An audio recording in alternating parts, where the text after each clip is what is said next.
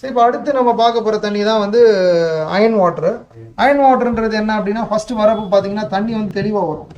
ஆனால் என்ன கொஞ்ச நேரம் கழிச்சு அப்படியே கலர் மாறிடும், அப்புறம் எல்லோவிஷ் ஆகிடும். அப்புறமா கீழே பார்த்தீங்கன்னா அவங்களோட டேங்கோட அடியில் வந்து அப்படியே செட்டில் ஆகிடும்.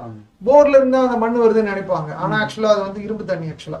இரும்பு தண்ணியில ஆக்சுவலா சாயில்ல இருக்க இரும்பு வாட்டருக்குள்ள போயிடுது. ஸோ வாட்டருக்குள்ள பெனிட்ரேட் ஆனோம்னா வரும்போது தெளிவா வரும், கொஞ்ச நேரம் கழிச்சு உங்களுக்கு கலர் மாறிடும். ஸோ கலர் மாறினோம்னா என்ன ஆகணும், அவங்களோட யூஸ் பண்ண முடியாது. என்னடா குழந்தைங்கலாம் பார்த்தா இந்த மஞ்சள் தண்ணியா இருக்குன்னு பயப்படுவாங்க ரொம்ப குளிக்கிறதுக்கு. ஸோ இது இந்த ப்ராப்ளம் வந்து ஆல் ஓவர் சென்னையில இருக்கு, ஆல் ஓவர் வேர்ல்ட்ல இருக்குது. சென்னையில ப்ரிடாமினண்டா இருக்கு, நிறைய ஏரியாஸ்ல வலசரவாக்கம் வடபழனிக்கெல்லாம் பாத்தீங்கன்னா ரொம்ப இருக்கு. அது போக நிறைய இடத்துல சிட்டிலையும் துரைப்பாக்கம் ஏரியாவில் இருக்கு, நிறைய இடத்துல இந்த மாதிரி பிக்சர் ப்ராப்ளம் இருக்கு. இது எல்லாத்துக்குமே நாங்கள் சொல்யூஷன் கொடுப்போம்.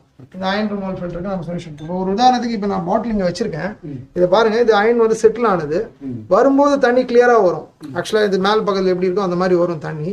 அப்புறம் ஒரு 10 நிமிஷம் ஆச்சுன்னா இந்த மாதிரி ஆயிடும், இந்த கலருக்கு ஆயிடும். ஓகேங்களா, இந்த மாதிரி கலர் ஆயிடும். இந்த தண்ணியை பியூரிஃபை பண்றதுக்கு தான் நம்ம என்னன்றதை இப்ப நம்ம பார்ப்போம். சார் எக்ஸ்பிளைன் பண்ணார் இல்லையா சார், அந்த அயன் எப்படி இருக்கும், அது எப்படி நம்ம ட்ரீட் பண்றது அப்படின்னு சொல்லிட்டு. இப்போ அதுக்கான ஒரு ஃபில்ட்ரேஷன் சிஸ்டம் தான் நம்ம பார்க்க போறோம். சரி சரி. இந்த சிலிண்டர்ஸ்லாம் வந்து பாத்தீங்கன்னா உங்களுக்கு இது உள்ளதான் வந்து மீடியா இருக்கும். ஓகே. இந்த மீடியா தான் வந்து ஃபில்ட்ரேஷன் சிஸ்டம்ல ஒரு முக்கியமான வேலையை பண்ணுது. ஓகேங்களா. சோ இது வந்து 2 சிஸ்டம் வந்து பாத்தீங்கன்னா அயனுக்காக நாங்க யூஸ் பண்றது. எல்லாரும் மார்க்கெட்ல ஒரே சிஸ்டம் இன்ஸ்டால் பண்ணிட்டு அதுலயே வந்து எல்லா மீடியாவும் போட்டுருவாங்க. நாங்க யூஸ் பண்ற மீடியா ஸ்பெஷல் மீடியா, அதையுமே நாங்க ஸ்ப்ளிட் பண்ணி போடுறோம். இப்போ இந்த 2 சிஸ்டம்ல உள்ள என்ன போடுறோம்ன்றத அங்க பாத்துடலாம். ஓகே. சோ இது பாத்தீங்கன்னா மார்க்கெட்ல யூஸ் பண்றது இது, நாங்க யூஸ் பண்றது இது. ஒண்ணும் இல்ல, மார்க்கெட்ல ஒரு சிலிண்டர் வச்சு அதுல கல்லு மண்ணு கறி கொட்டிடுவாங்க. சோ இதனால என்ன ஆகும்னா உங்களுக்கு ஃபில்ட்ரேஷன் அக்யூரசி அந்த அளவுக்கு கிடைக்காது. அதுவும் இல்லாம இந்த மீடியாவை வந்து 2 வருஷத்துக்கு ஒரு வாட்டி மாத்தணும்ன்ற மாதிரி ஒரு ஸ்டேஜ்ல வந்து எண்டப் ஆவாங்க. அந்த மீடியாவை மாத்தலன்னா உங்களுக்கு ஃப்ளோ கம்மியாகும், கிறிஸ்டல் அந்த கிளாரிட்டி கம்மியாகும். ஓகேங்களா. சோ அதனால மாத்தணும்னு நினைக்கும் போது அவங்களால அந்த மீடியாவை கூட வெளியே எடுக்க முடியாது. ஏன்னா அது ஒரு மாதிரி அப்படியே சிமெண்ட் மாதிரி ஃபார்ம் ஆயிட்டு அதை எடுக்கணும்னு நினைச்சா அவங்க அந்த வெசலை உடைச்சுதான் எடுக்கிற மாதிரி இருக்கும். சோ நம்ம மீடியாவை மாத்தணும்ன்றதுல போயிட்டு வெசலையை உடைக்கணும்ன்ற மாதிரி எண்டப்பாங்க, டோட்டலா புதுசு போடணும் அந்த மாதிரி ஆயிடும். சோ அதுக்காக தான் நாங்க என்ன பண்ணோம்னா ஒரு ரீப்ளேசபிள் மீடியா அப்படின்றத ஒண்ணு எடுத்துட்டு வந்துட்டோம்னா சோ வெசலையை கை வைக்க தேவையில்லை. எவ்வளவுக்கு எவ்வளவு நம்ம பொருள்ல கை வைக்காம இருக்கிறோமோ அந்த அளவுக்கு பொருள் நல்லா வந்துடும். அதுக்காக தான் நாங்க இந்த மீடியாவை யூஸ் பண்றோம். இதுல வந்து 4 லேயர் நாங்க காட்டியிருக்கோம் இல்லையா. இதுல 2 லேயர் வந்து ஒரு சிலிண்டர்ல போடுவோம், இன்னொரு 2 லேயர் இன்னொரு சிலிண்டர்ல போடுவோம். சோ இதுவே வந்து பாத்தீங்கன்னா ஆக்சி பிளஸ் சைலெக்ஸ் அப்படின்னு சொல்லிட்டு சொல்லுவோம். இது வந்து அப்படியே ஒரு குருளையா இருக்கும். ஓகேங்களா. அதனால உங்களுக்கு வந்து அந்த ஃபில்ட்ரேஷன் அக்யூரசி நல்லா கிடைக்கும். உங்களுக்கு மீடியாவும் மாத்த தேவையில்லை, அந்த பேக் வாஷ் பண்ணாலே உங்களுக்கு வந்து இதுல இருக்கிற அழுக்கெல்லாம் வெளியே வந்துடும். ஓகேங்களா. சோ இதுல வந்து பாத்தீங்கன்னாலே உங்களுக்கு டிஃபரன்ஸ் தெரியும், இங்க பாத்தீங்கன்னாலே தெரியும் உங்களுக்கு.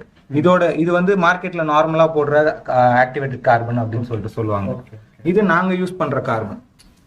சோ உங்களுக்கு தெரியுது அந்த பளபளப்பு எப்படி இருக்கு அப்படின்னு சொல்லிட்டு. சோ இதுலயே உங்களுக்கு டிஃபரன்ஸ் தெரிஞ்சிடும். ஏன்னா இது வந்து கறி அந்த கோல் பேஸ்ட் சார்கோல்னு சொல்லுவாங்க, இது வந்து கோகனட் ஷெல் அப்படின்னு சொல்லிட்டு சொல்லுவாங்க. சோ இயற்கையில இருந்து வரும். ஓகேங்களா.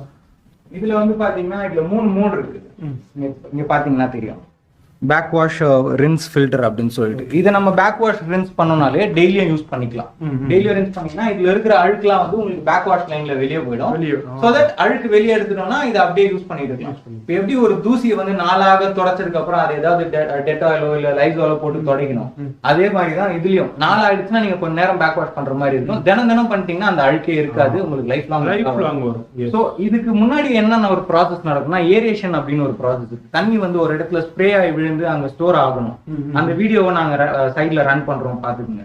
அந்த மாதிரி தண்ணியை ஸ்ப்ரே பண்ணி விட்டாதான் தண்ணியில இருக்கிற அயன் கண்டென்ட்ஸ் வந்து சீக்கிரமா கீழே செட்டில் ஆகும்.